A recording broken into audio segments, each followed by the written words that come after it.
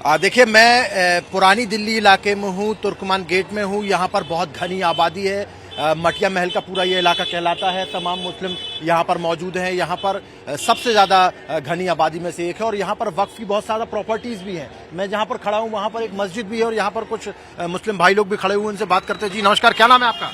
मेरा नाम मोहम्मद अकरम।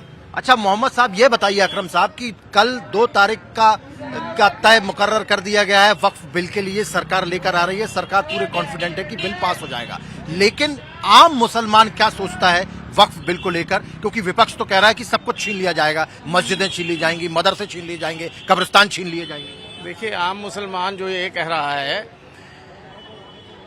3 तलाक का बिल पास हुआ, आम मुसलमान को जब तक समझाया नहीं गया तो उसकी समझ में नहीं आया कि 3 तलाक से क्या है और क्या उसका फायदा होगा अपना, और उसका बेनिफिट पूरे हिंदुस्तान के अंदर उन औरतों को हुआ जिन औरतों के ऊपर ये इस पीड़ा से दुखी थी। इसी तरीके से वक्फ बिल है। वक्फ बिल का हम खैर मकदम करते हैं। हिंदुस्तान का कानून जो है वो पूरे हिंदुस्तान के अवाम को और उसके सिस्टम को लेकर चलता है।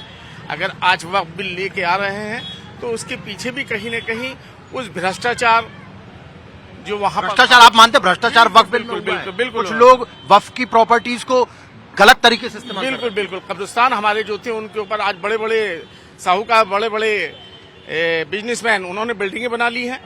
आपको क्या लगता है वक्फ बिल कितना जरूरी है आम मुसलमान के लिए? फायदेमंद होगा या नुकसान होगा?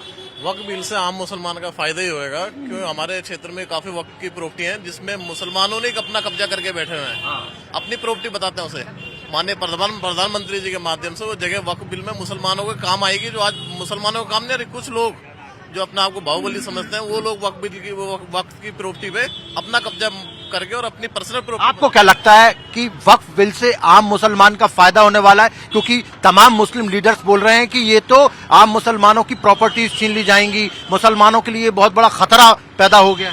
देखिए, मुस्लिम लीडर कोई नहीं बोल रहा है, ये मुस्लिमों के जो ठेकेदार बनते थे वो लोग बोल रहे हैं। उन्होंने अब से पहले CAA और NRC पे कितना उनके पास उनका जनाधार तो खत्म हो गया है। वो क्या करते हैं, मुस्लिम समाज को आगे लाकर ये पूरा प्रोपेगेंडा फैलाते हैं कि भाई देखो NRC आई, CAA आया, आपकी नागरिकता चली जाएगी, किसी की गई क्या?